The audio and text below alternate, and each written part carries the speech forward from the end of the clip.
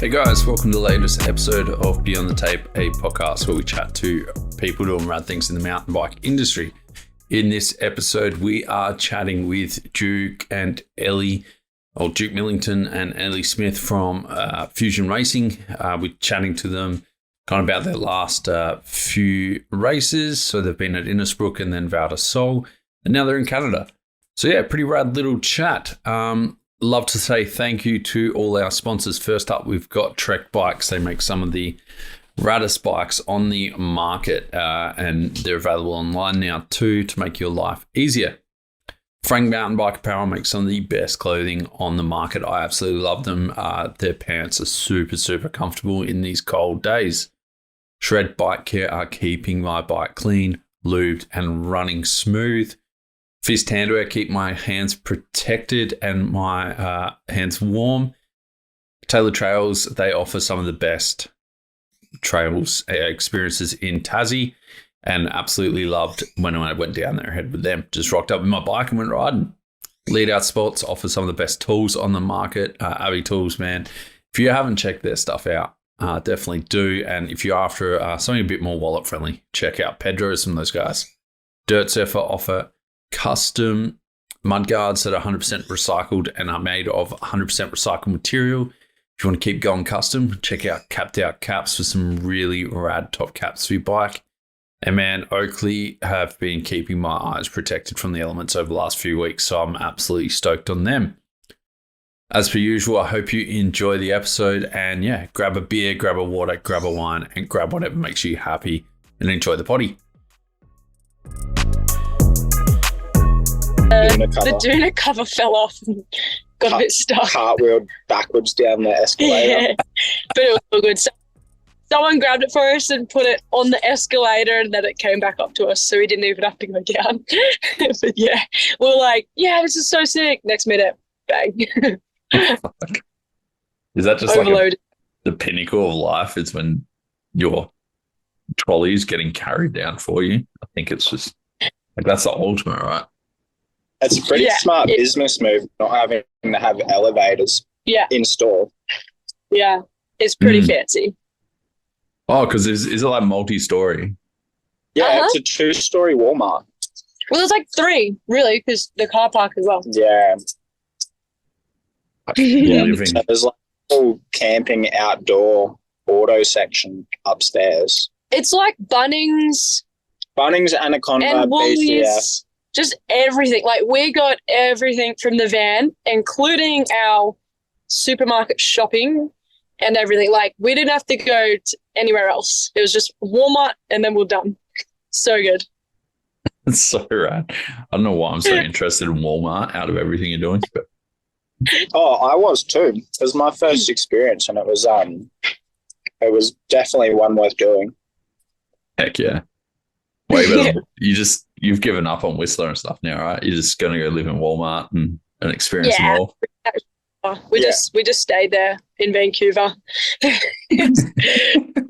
Not. Sick. You guys happy to just kind of keep going and continue the party this way? Yeah. Yeah, sure. So you were at Val Di Sole, then you went to Munich, and now you're in Canada. So like that's over what, 3 or 4 days? How hectic's that been? Yeah, we were in like 3 countries in one day. We went from Italy through Austria to Munich, and then flew out the next day. So that was pretty insane. Yeah, and then we transited through Amsterdam as well. It was pretty chill though. We just had to drop off. Oh, okay, no, it wasn't chill. I stuffed up a bit, and our flight was like 11:50 a.m. and we hired an Indy camper. And I didn't realize that we were meant to drop it back at 10 a.m. And I just thought it'd be chill. You'd be able to drop it back earlier.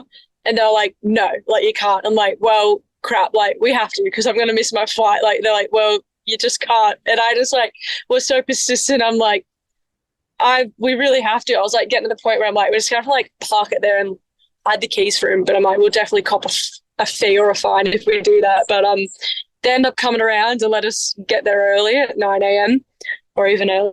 So that worked. We didn't miss our flight. And then, yeah. Can you hear us? I can now. Yeah. It's so Is it weird. muted? Like you freeze up Oh, sweet. and then like it just dumps all the audio back at me like 2 seconds later. It's real weird. Yeah, what? right. Is it gonna work, or shall we find somewhere with Wi-Fi? It's fine. If it does it again, I might just drop video and we'll just do audio.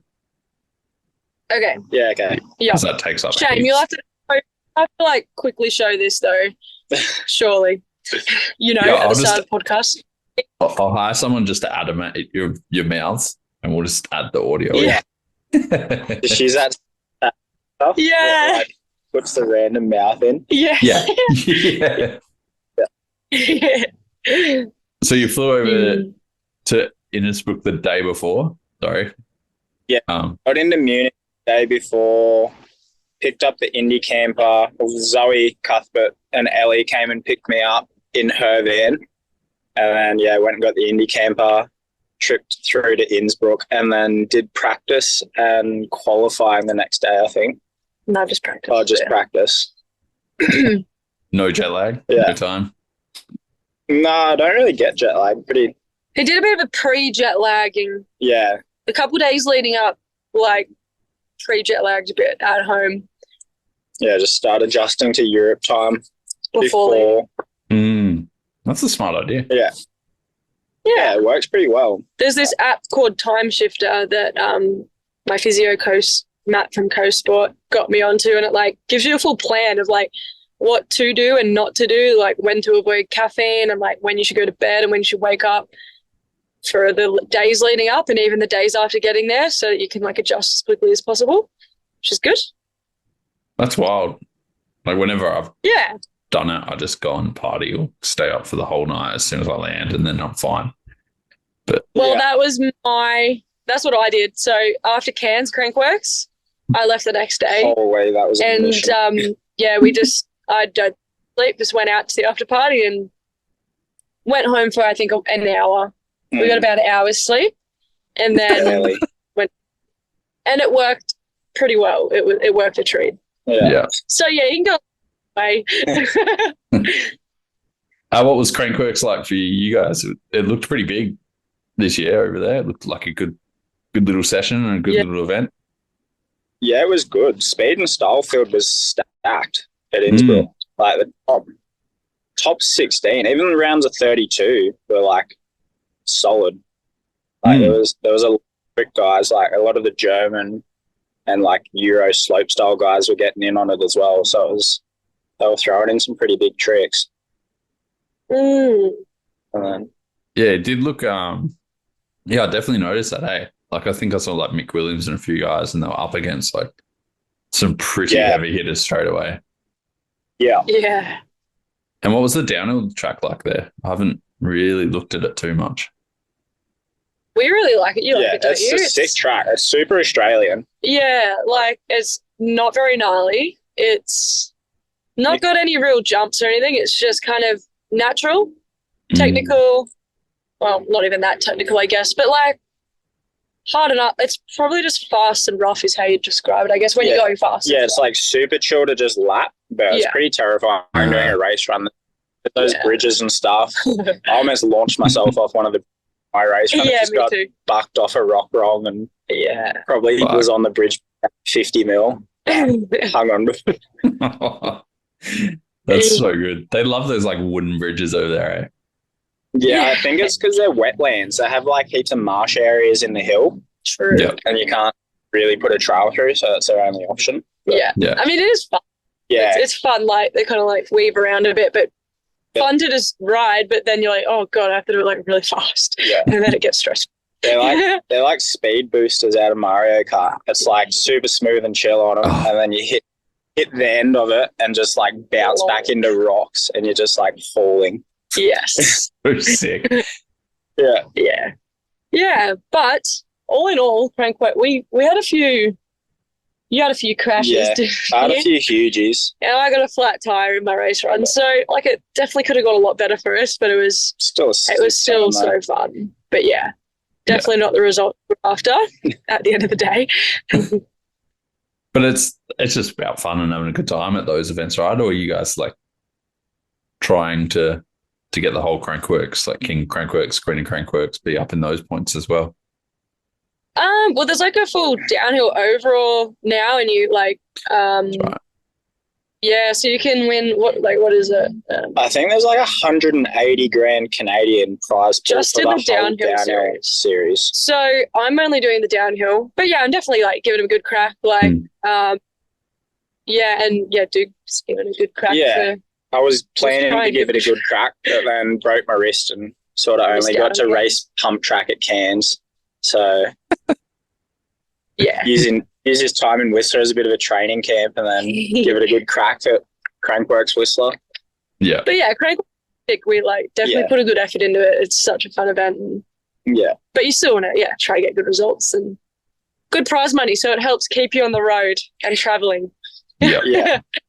Yeah, I forgot about the prize money. They kind of released it at the start of the year and haven't heard much about it since, but they're really trying to draw the big athletes across. Yeah, definitely. Like, I'm pretty sure like you in the overall, it's like $5,000. So it's for the downhill. Yeah, for the downhill. Yeah. Yeah, and if you win King, it's like 25,000 Canadian. It's 20. Still anyway, wild. it's a bit pretty hectic to get to ride your bike. Yeah, you probably get like just $20, 20 euro for winning a World Cup these days. So who knows? You mentioned your injury there before, Duke. I kind of wanted to touch on this a little bit, but both of you have had a pretty rough lead up to this season, from what I remember. Like Ellie, you had that hugie and just before nationals and got cleared on National Race Day. I'm pretty sure the day before. Well, yeah. And Duke tried a front flip somersault pike pivot thing out at Boomers or wherever that was. Like 6 times before it, and then that one I just didn't snap and just had to eject. I mean, you snapped your wrist. Yeah. Yes. Yeah. But yeah, it was a long day of filming, I think, as well. Yeah. Yeah, we were filming for a good few hours. Yes. But yeah, there's been a couple of setbacks this year, but all in all, we're hanging in there and getting better. So usually I'd ask like how that's kind of playing on your mind and stuff, but you guys are so positive, it doesn't seem to. You just kind of push on, right? Like, I don't think it seems to play on you too much. Yeah, like the heart was pumping a bit when I did my first fronty to dirt again at Innsbruck. Yeah, it was definitely a good moment when he landed it. I'm like, yes, like, because I wasn't sure if it was going to be a mental block. Yeah. Yeah. So it wasn't. It was good feeling to get that one out of the way. Like, there's definitely like demons there after an injury, but you just got to put them aside, I guess, and push through it. I think I'm still struggling a little bit mentally after, even though it was so long ago now, but the crash at Fredbo, even though I didn't have any serious injuries, but it was such a high speed, scary crash that it's kind of subconscious, but I think it is still playing on my mind because I'm struggling to like let myself ride as fast as I think I want to or normally would when I'm racing, and I'm like trying to work out what it is. And I think that I've just got to keep slowly building. So yeah, it definitely is a process coming back from a big crash, but yeah, all in all, not too bad and still stoked. Yeah, it's sick to see. It's so good to see you both out there and like racing and at the top level again. So you've been at Ellie, you've done a few rounds this year already, or been over in Europe a bit.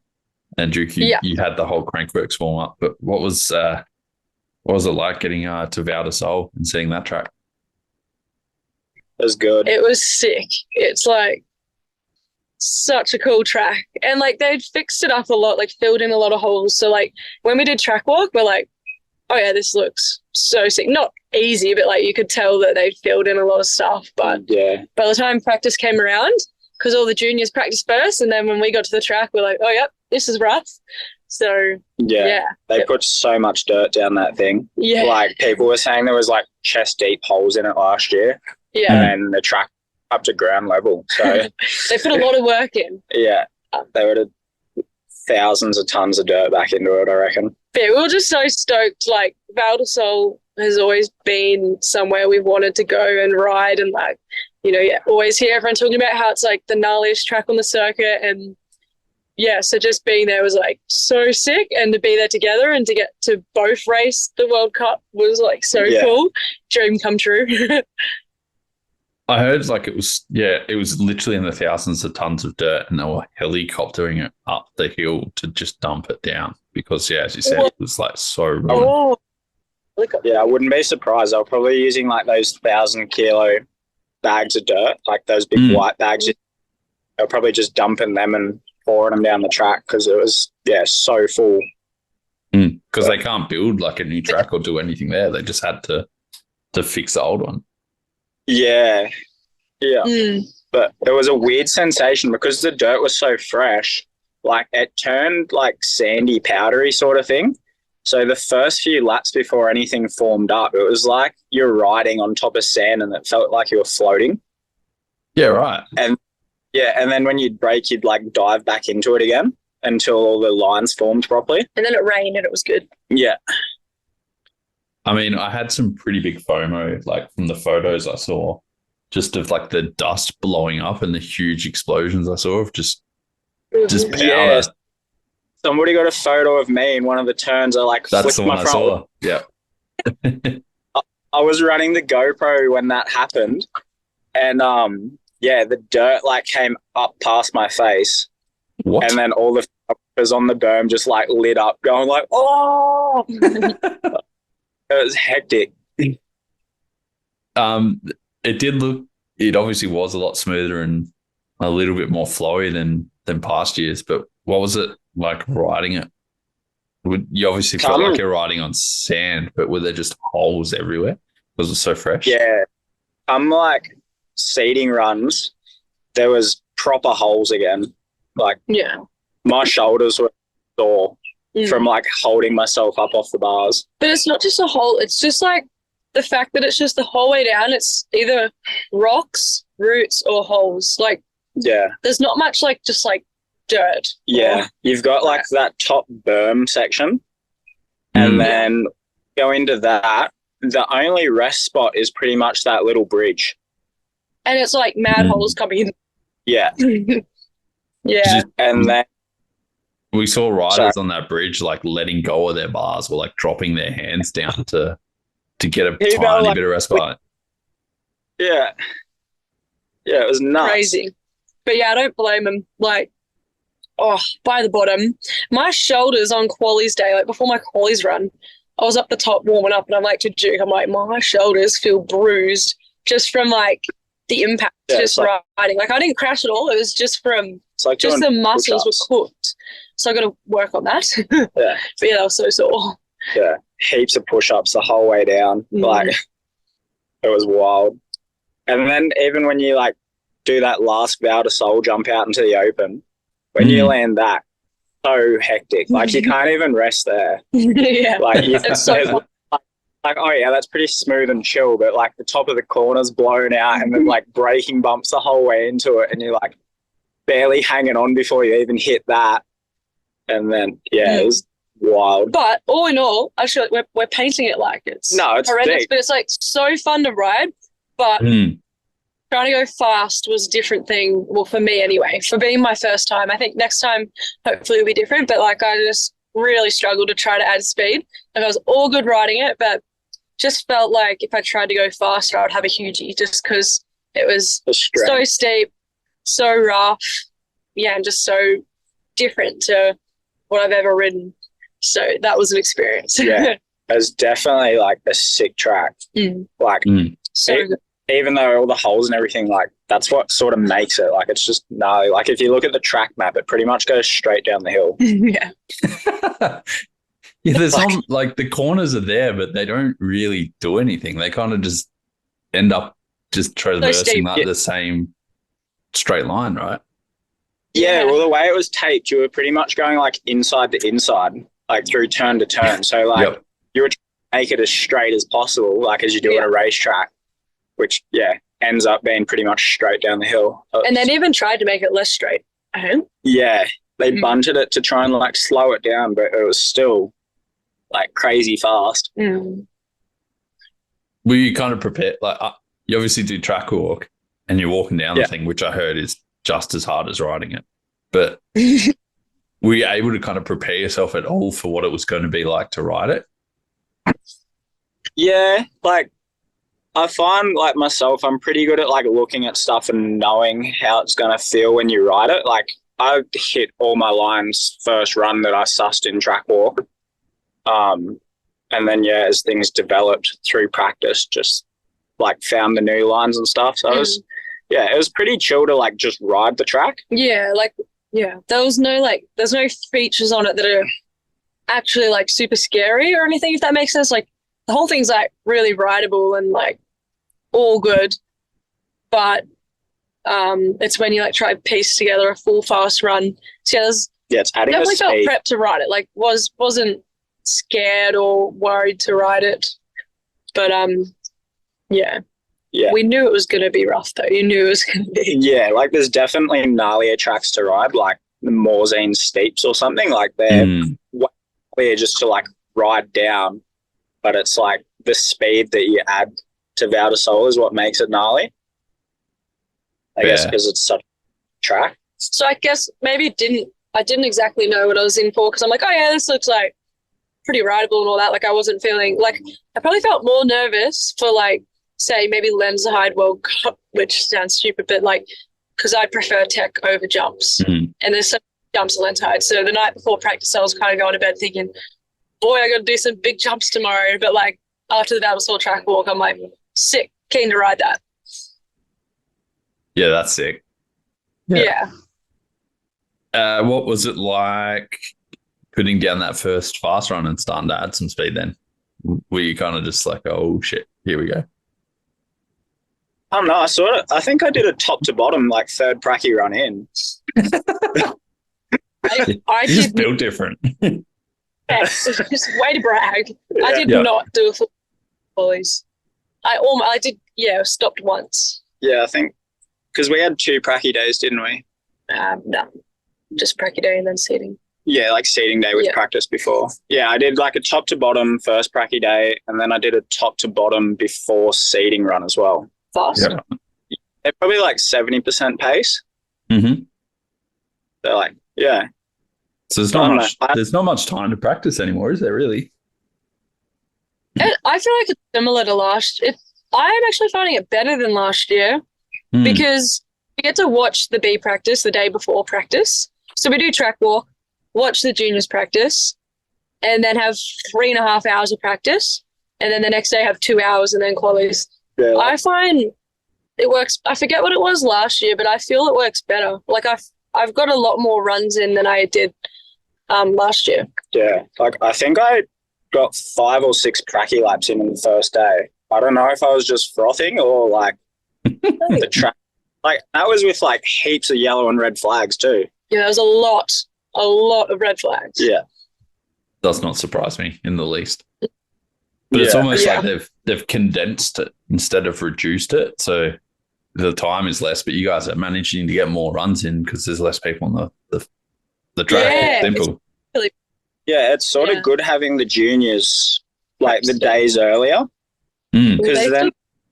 Yeah, but the day that they're practicing in like the elite women B practice, they've already had a day of practice, so they're up to speed because they're ready to like quali that afternoon. So they're riding quick when the women are like learning the track, so it evens it out pretty good. True. That's a fair point. Yeah. I've been told to ask you, and I wanted to ask anyway, but from what I've heard, you were up there kind of filming and getting some stuff for the juniors, Duke, while you were watching them practice.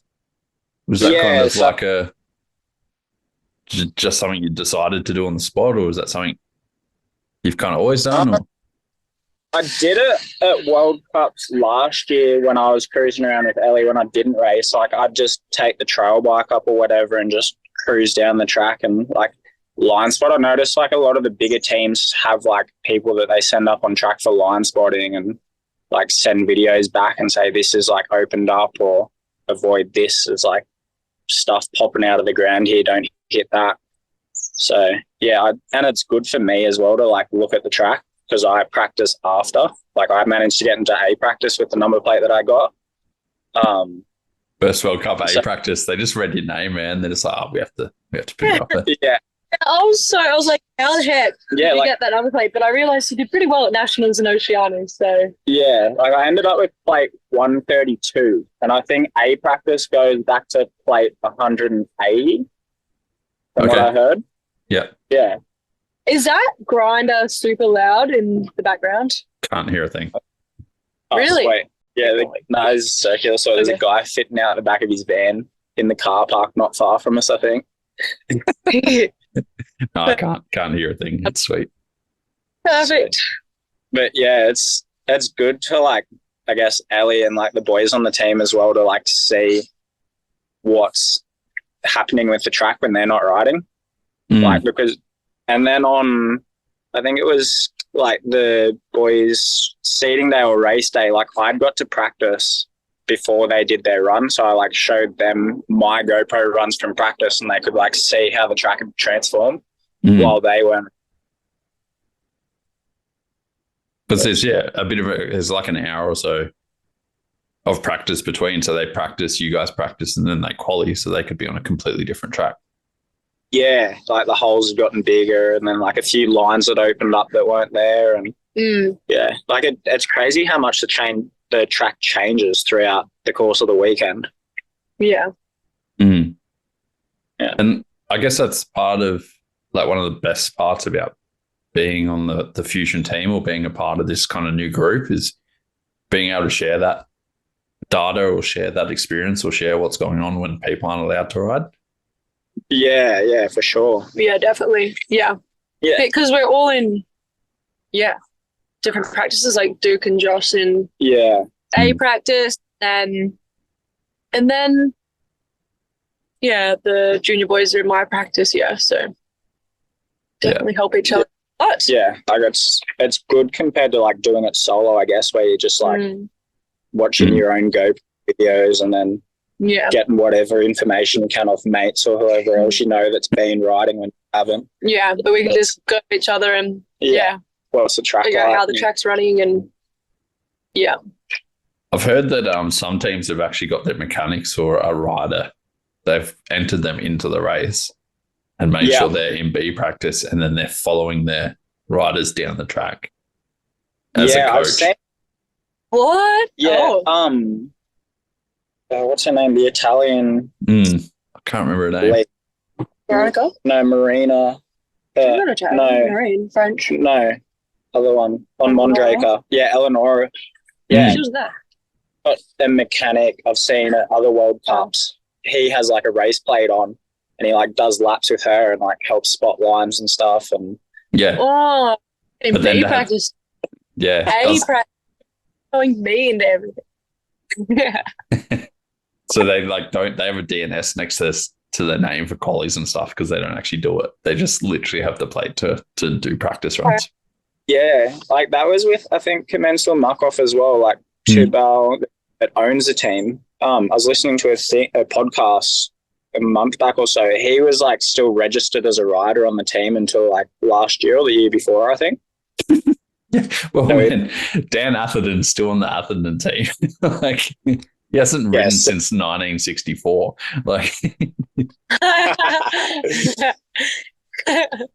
so it's weird, but it's kind of cool. It's cool to see.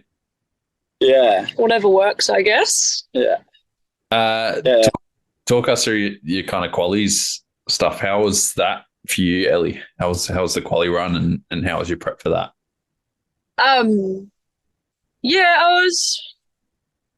I kind of knew I wasn't really feeling up to speed, like up to as much speed as I knew I would have to quali kind of thing. I could just tell where I was at with the track and how much I was willing to push. And so sort of decided to have a smooth run, like try push obviously as hard as I could. But so I went up for a good warm up. That's another good thing about the Fusion team. We Jamie went up and set up the what do you call it? Yeah, the enduro bike on the roller. Yeah. So we do warm ups at the top. You just left it up there for everybody to which was Yes, sick. use through, and went up at the end and packed it up for us.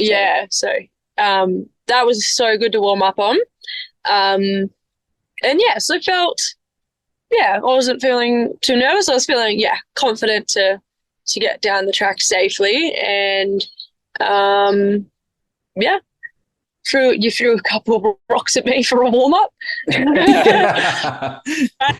Training. Yeah, and end up I'm like, I'm gonna hurt myself. Let's probably not do this. But baseball pitching rocks at you while on the train, or is you catching these things?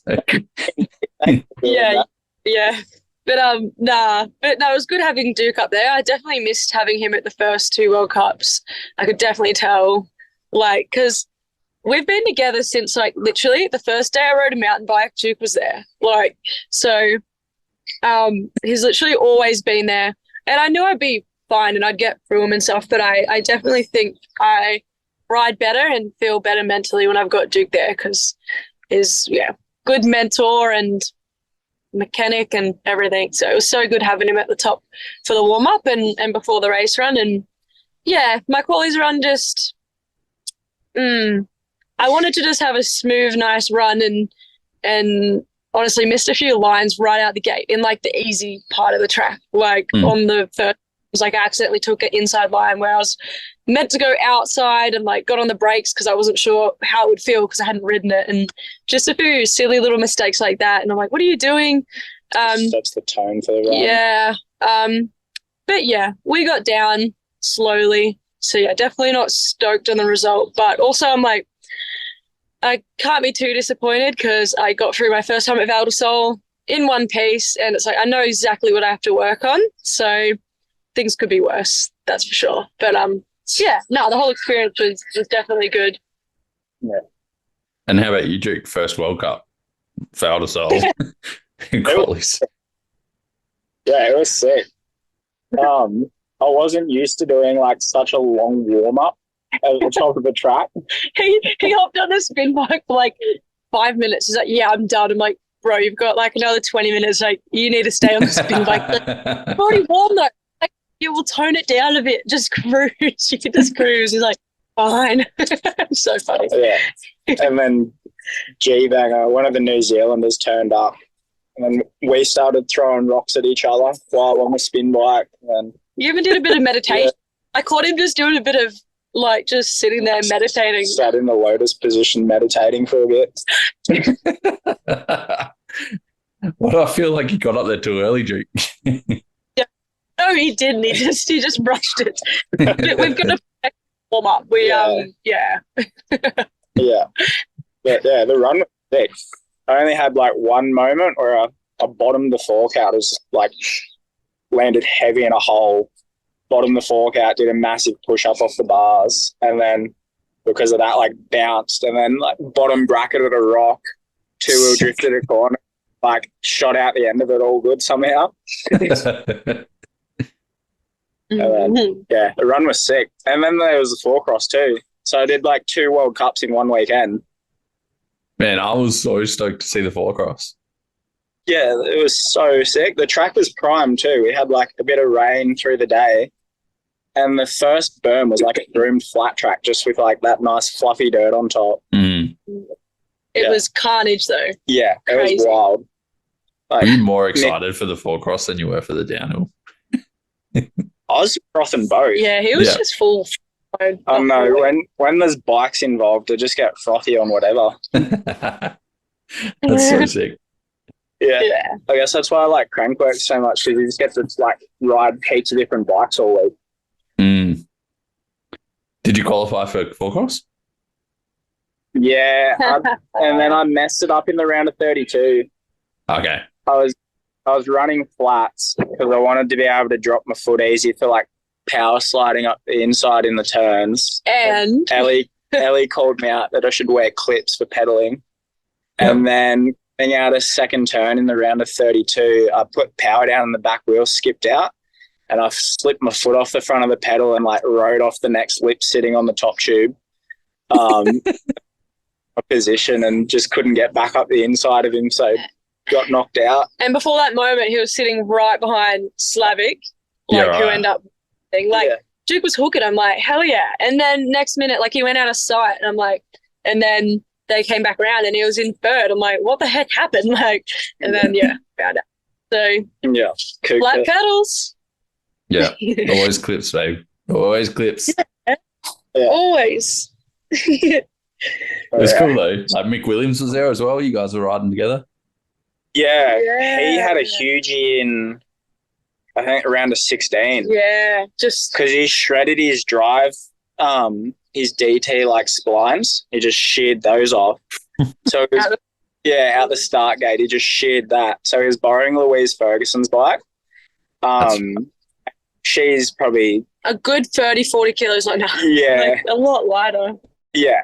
And he just like bottomed the fork out taking off, and then it just spat him weird, and he just like shoulder charged the ground. I got a video of it. Yeah. I don't know if he's posted it yet. Yeah, Ellie got footage.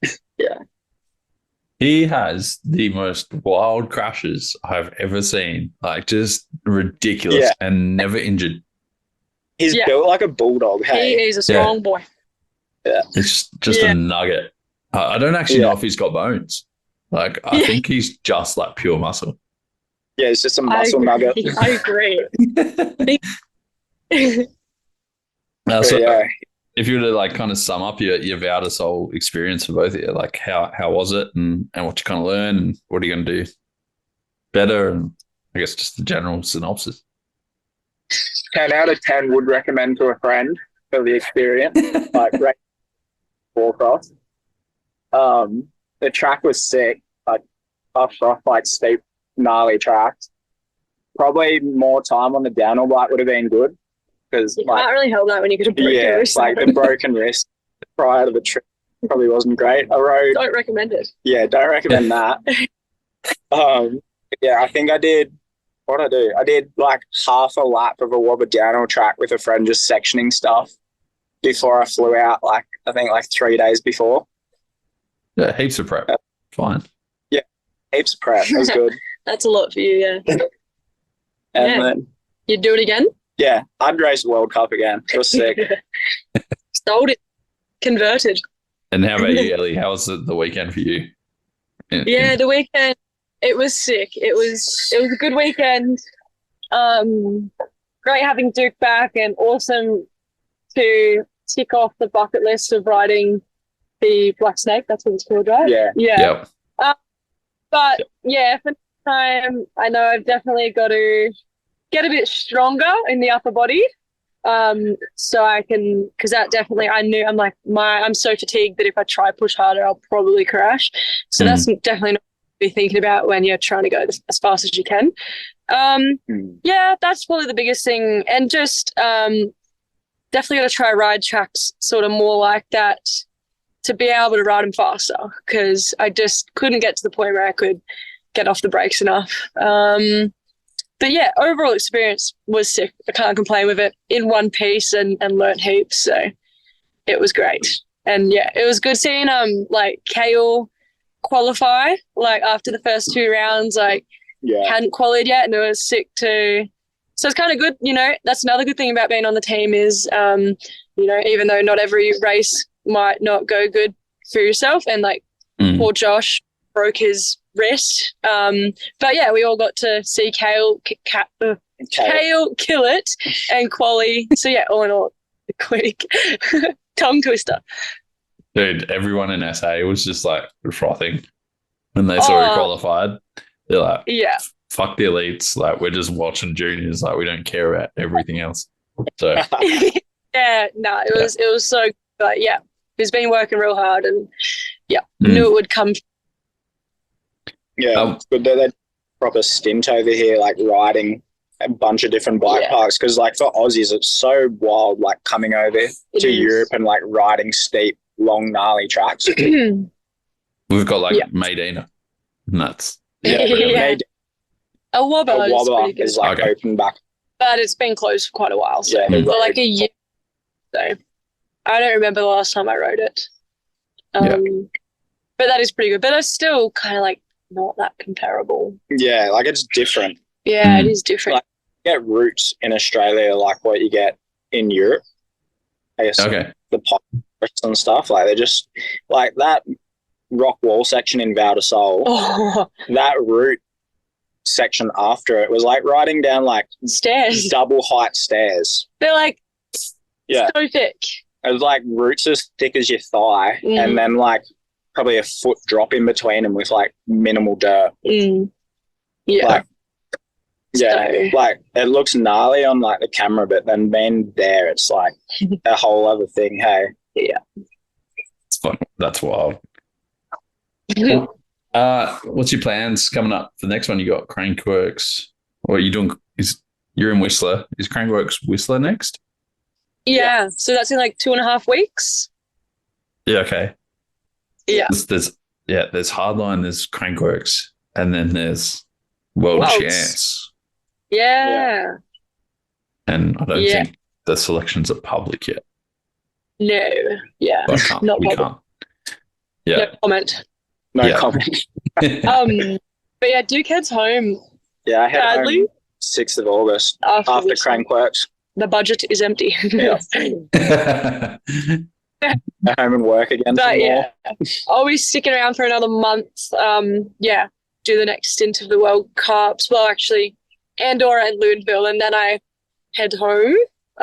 So that'll be sick. I love Andorra. That track is so fun, and I qualified there last year. So fingers crossed we can try qualify again this year there. And Luneville's going to be sick because it's a new track. We're going to miss the test event. They're doing a test event in July, but we're over here, so we're missing out. But I'm sure it'll be sick. Like, it's a cool spot. I raced the EWS there last year, so that'll be cool. But yeah, we're That's just sick. parked up in Whistler for a month now, which we're so excited about. We might trip around a bit though, like go to Vernon, ride Silver Star or something, or maybe out to Kamloops. I've always wanted to ride out there. Yeah, Kamloops is on the bucket list for sure. Not even for Yeah. riding, just for like shooting. That place In looks so general. sick. Yeah. Definitely. Just like Yeah. those New World Disorder segments from like, I think it's like 8, Yeah. 9, and 10. Like they're just wild. Yeah. Yeah, we got to go. I think we will go. We haven't actually. That's There's no probably something plan. we're going to chat about tonight after the podcast is what the heck do we feel like doing for the next month? Because, well, because we could do one at 6. Because normally it's like, all right, we're going here because we've got this race or that race. But it's like, wow, we can actually pick where we want to kind of go and what we do. We want to go to Coast Gravity Park too. So I've got a Yes. few spots to hit Yeah. up. Few things to tick off the bucket list.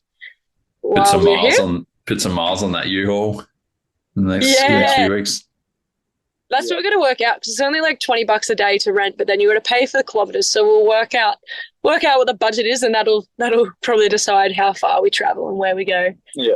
But yeah, Sure, you can. It's an LS. I'm sure you can wind back the odometer with a screwdriver still. So, Yeah. Agricultural. Sweet. Well, yeah, I better let you guys get back to it. Enjoy the rest of your night.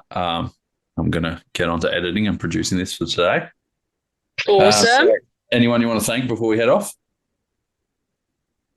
Any sponsors or anything? Mum, Mum, Big Jazz, Jamie, the Fusion team, yeah, Fusion team. Duke, Yeah. all our sponsors. Honestly, that's what makes this possible. Us Yeah. being here, everyone's like, "How the heck?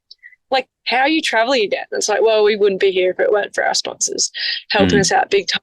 So definitely got to thank, all the people behind the scenes. Yeah, and Big Matt from East Coast Mountain Trails. Letting That Duke have lets me time. have heaps of time off. Yeah. Yeah. I didn't What a even know legend. you worked, Duke. I know, right? Yeah. Yeah, He works more than me, though. I got to give him that. These Yeah. days, anyway. I realised I haven't had a full-time job in the past since I finished my apprenticeship I finished in the end of 2021. So, yeah, I might have to work when I get home this year, I think I realised. Perfect. Well, as you can see, the sun's just decided to come out and blow my camera out. Yeah. What time is it? It's just turned 10:30. Oh, Yeah. wow. What is it here? 5:50. Yeah. Yeah, it worked perfect. Awesome. Yay. Sick. And thanks so much for pushing it back the extra day. We really needed that. Yeah. Yeah. I love mattresses. I'm not going to stop anyone from getting a mattress. Mattress over podcast. Yeah. Yeah. Perfect. It was definitely worth it. It's a We good would have got mattress. it earlier if the U-Haul stuff went through properly. Yeah. I had to run like 4K to pick up the U-Haul yesterday. That was a whole nother debacle. Yeah, but that's we another won't bore you story. with it.